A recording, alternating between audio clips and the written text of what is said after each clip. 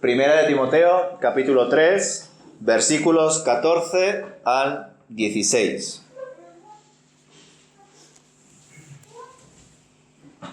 Escribe Pablo: aunque espero verte pronto, te escribo estas cosas ahora para que, si me retraso, sepas cómo deben comportarse las personas en la familia de Dios.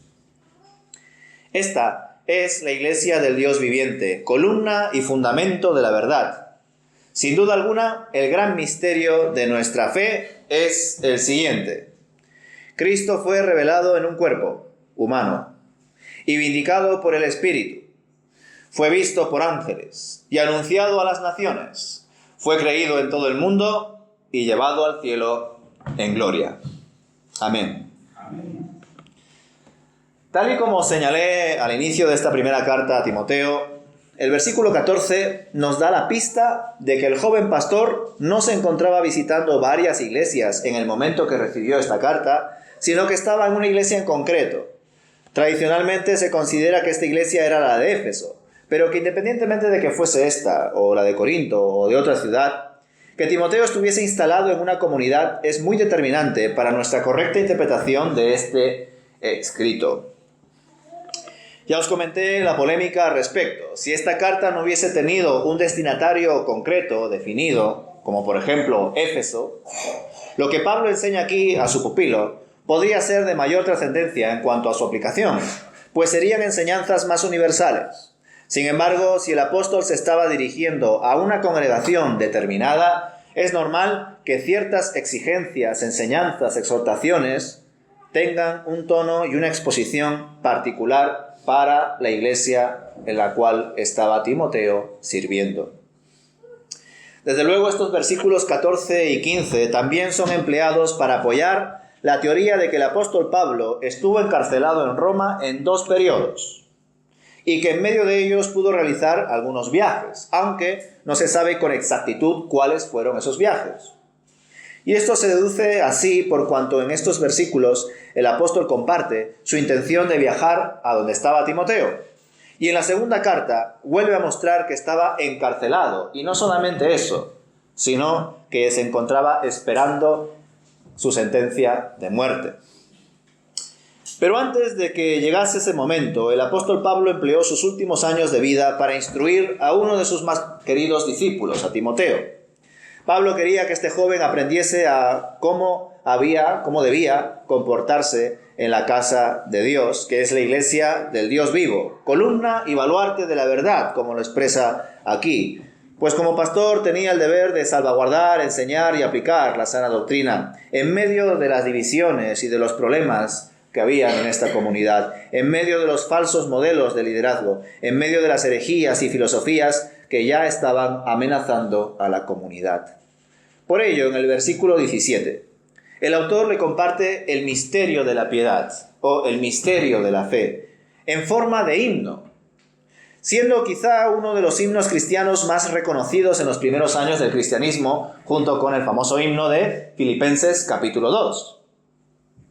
Dicho misterio es compartido aquí con el fin de que se sepa que todo forma y ha formado parte de los planes y propósitos eternos en Cristo Jesús. Nada ha escapado a Dios y Jesús es el centro. Este misterio tiene como fin la piedad, ya que en su contenido pretende revelar una verdad que fue ocultada al ser humano, pues trascendía nuestra comprensión. Pero ahora ha sido manifestada con el objetivo de que los creyentes en Jesús puedan reconciliarse con Dios, tener comunión con Él y rendirle culto de corazón, en espíritu y en verdad. El himno comienza reivindicando la encarnación de nuestro Señor Jesucristo, pues Él fue manifestado en carne. Y esta voz pasiva nos deja entrever que este acto fue obra del Padre y obediencia del Hijo. Es decir, Dios Padre mandó a Dios Hijo a este mundo y lo hizo en carne, como hombre. Habitó entre nosotros, como diría Juan capítulo 1, ¿no? Y vivió como uno de nosotros. Conoció en carne propia los sufrimientos y angustias del ser humano, pero, a diferencia de nosotros, no pecó jamás. Él nos marcó el camino y nosotros debemos andar como Él anduvo. Un versículo que lo leeremos en Primera de Juan. Él es el modelo a seguir. Él es el verdadero Adán, o el segundo Adán, como también se diría, ¿no? Él fue justificado en el Espíritu, dice el siguiente verso.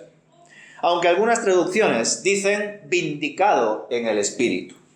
Y esto es así porque Jesús no necesitó ser justificado en carne, como nosotros, que sí necesitamos ser declarados justos, ya que sabemos que no hay ningún ser humano justo, ni bueno, ni siquiera uno, pero en el caso de Cristo, Él no conoció pecado y no necesitó ser justificado como nosotros, pero sí lo fue en el Espíritu, debido a que el Espíritu fue testigo de Él, dio testimonio de Él desde antes que naciese y, cómo no, desde el comienzo de su ministerio tras su bautismo en el río Jordán, también a lo largo de su misión terrenal y, cómo no, en su muerte, resurrección y ascensión. Cómo no, este himno deja en evidencia la Trinidad de Dios, que el Espíritu estuvo en Cristo. De allí la expresión de este verso. Continuamos. Visto por ángeles. Dada la aparente cronología del himno, podríamos decir que se está haciendo referencia a cómo los ángeles, y también los demonios, fueron testigos de la obra redentora que había realizado Jesús en la tierra. Pero quiero pensar que también se está apuntando a la preexistencia de Jesús. Es decir, los ángeles y también los demonios, como hemos visto en los evangelios, conocían a Jesús antes de que fuese manifestado en carne. Y ver cómo Cristo cumplió con su misión, obediente al Padre hasta la muerte y muerte de cruz, habrá sido el mayor ejemplo de comunión con Dios. Los ángeles no habrán visto nada más glorioso y digno de alabanza que la obediencia de Jesús hasta las últimas consecuencias. Siguiente verso. Proclamado entre gentiles. Sabemos que Jesús fue a los suyos y los suyos no le recibieron. Pero aún así, continuó yendo a los suyos y se centró en capacitar a varios discípulos para que compartiesen la buena noticia también. A lo largo de su ministerio tuvo ciertas interacciones con personas no judías, ¿verdad? Pero muy pocas. Y evidentemente, cuando se dio a gran escala el deber de proclamar a Cristo a todas las naciones, a toda persona, fue tras la muerte y resurrección de Jesús, con la famosa Gran Comisión, hasta los confines de la tierra. Y esa es la labor que hasta hoy y hasta que el Señor vuelva, nosotros, como discípulos de los discípulos de los discípulos de los discípulos de Jesús, la Iglesia, debemos realizar, siendo en especial sensibles con nuestro contexto más cercano, el prójimo. Gracias a Dios, Él es el que añade a la Iglesia los que han de ser salvos. Y por ello, Jesús es, siguiente verso, creído en el mundo. No creído por todo el mundo, sino que dentro de este mundo de oscuridad, algunas personas han visto la luz, han conocido a Jesús y ya no están muertos como antes estaban. Ahora viven por Dios y para Dios.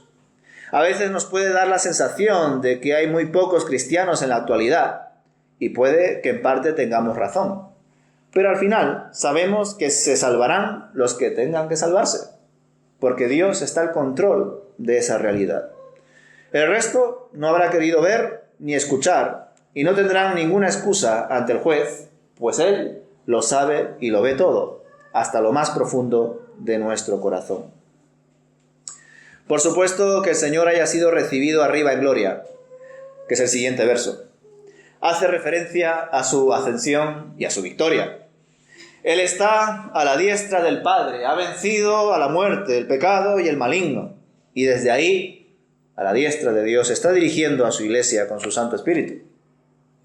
En el día establecido, Él volverá por segunda vez.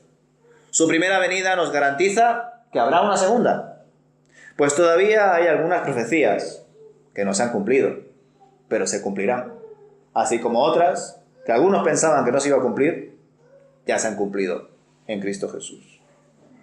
Mientras tanto, Él continúa trabajando y su verdadera Iglesia está en ese proceso de vivir y obrar en consonancia con su Santo Espíritu, para la correcta extensión de su reino. Así que, cómo no, siempre tener presente la soberanía de Dios. Él no hace acepción de personas. Su mensaje es universal, aunque la salvación no es universal. Muchos podrán escuchar el Evangelio de Cristo, muy pocos lo recibirán. Pero nosotros no sabemos quiénes son. Y qué bueno que sea así, ¿verdad? Ya sabéis que nosotros somos propensos a los prejuicios, a querer controlar las cosas. En definitiva, a querer ser nosotros Dios. Saber que Dios está al control, que no sabemos qué va a pasar mañana, pero que Dios lo sabe todo, nos debe dar mucha paz. Saber que aunque nos esforcemos por compartir el Evangelio a nuestros hermanos, o como compartí el viernes a nuestros hijos, y que la responsabilidad es de cada uno, no de nosotros, es algo que también da descanso, ¿verdad? Ya os compartí que Proverbios está escrito bajo la clave de un padre a un hijo.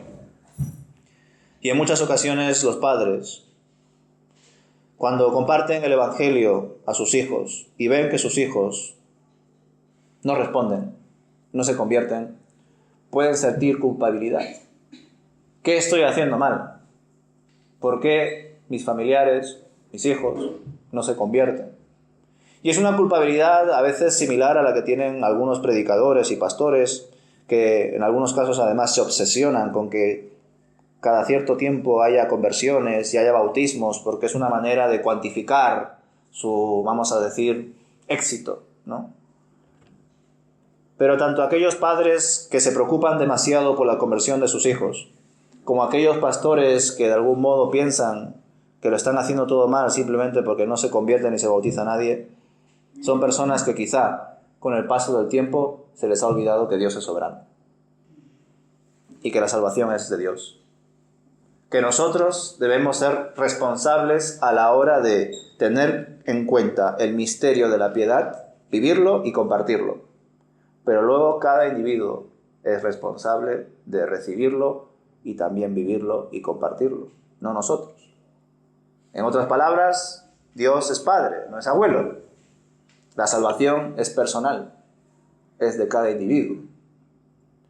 Pero nosotros también, desde luego, siempre tendremos ese resquicio, esa duda, esa inquietud que es real. Siempre lo hemos podido hacer mejor. Siempre lo podemos hacer mejor. Todo padre puede ser mejor padre. Todo pastor puede ser mejor pastor. Todo predicador puede ser mejor predicador. Pero por la gracia de Dios estamos aquí. Pese a nuestros defectos, Dios nos ama y nos da la oportunidad de seguir compartiendo a más y más personas. Pero que ojalá por el camino no se nos olvide el misterio de la piedad, que es lo que desgraciadamente a veces nos sucede. No solamente se nos escapa la realidad de la soberanía de Dios, sino que al estar rodeados de tanta oscuridad en medio de pocas luces, se nos olvida hasta lo más básico, el Evangelio. Así que por eso entiendo que el apóstol Pablo, así como hizo con los filipenses, aquí les comparte un himno. Algunos quizá podrían pensar que es un himno ya basado en algunos cánticos que tendrían, otros no, pero lo que está claro es que al ser un himno, sería un himno cantado por la comunidad.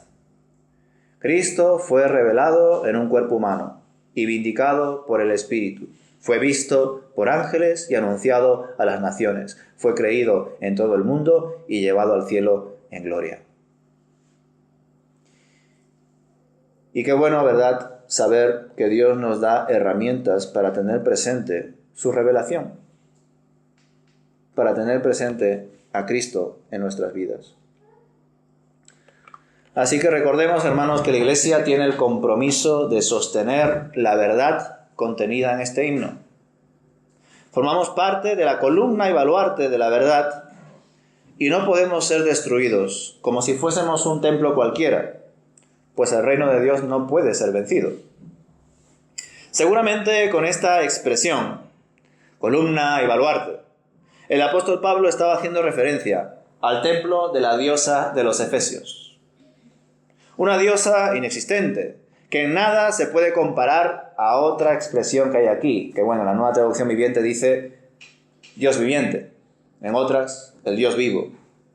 Comparar nosotros como ese templo verdadero con el templo de la diosa, comparar al Dios vivo con una diosa inerte. Creo que también era la intención del apóstol Pablo en estos versículos. Como Dios no solamente ha muerto por nosotros, sino que vive y nos da vida. Jesús fue ese templo que fue destruido y al tercer día fue levantado, algo que él mismo profetizó. Gracias a él tenemos esperanza. Si él no hubiese resucitado, vana sería nuestra fe. Si él no se hubiese manifestado en carne, tampoco nos podría haber redimido, porque había que ir a la raíz del problema, a nosotros, y a su vez marcar el camino hacia la solución, andar como él anduvo, y lo hizo como nosotros, habitó entre nosotros y nos mostró cómo vivir dignamente delante de Dios, siendo él mismo Dios y hombre, siendo él mismo el gran ejemplo sobre todos. Así que, como digo, era necesario que Jesucristo se manifestase en carne, que fuese vindicado por el Espíritu, que los ángeles viesen cómo se cumplía la obra redentora de Dios, su plan perfecto, cómo esto iba a ser anunciado a todos y cómo varios iban a creer y cómo Jesús iba a triunfar sobre todos en el trono de Dios. Él ha puesto punto final a las consecuencias de nuestra desobediencia y de nuestro pecado, a la muerte. Así que solo nos queda vivir para proclamar la verdad,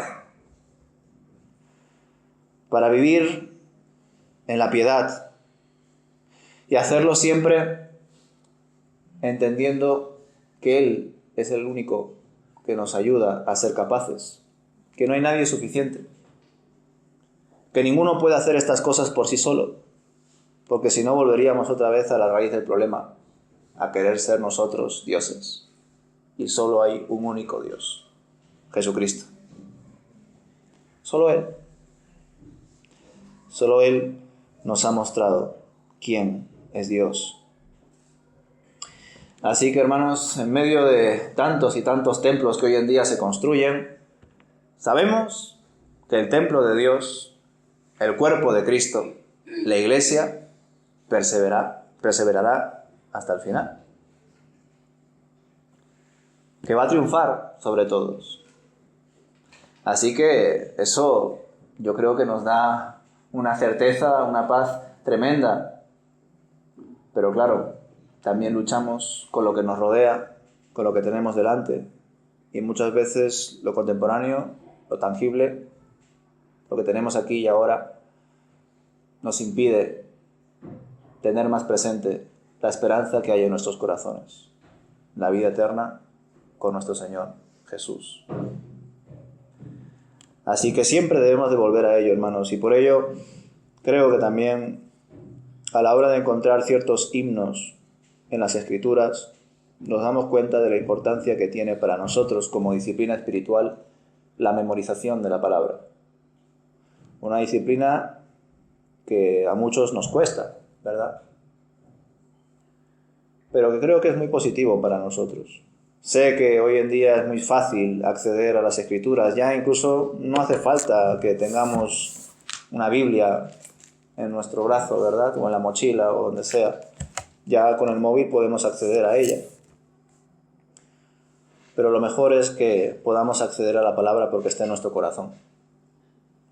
Porque también si está en nuestro corazón, seguramente es porque hemos trabajado y profundizado mucho más en ella.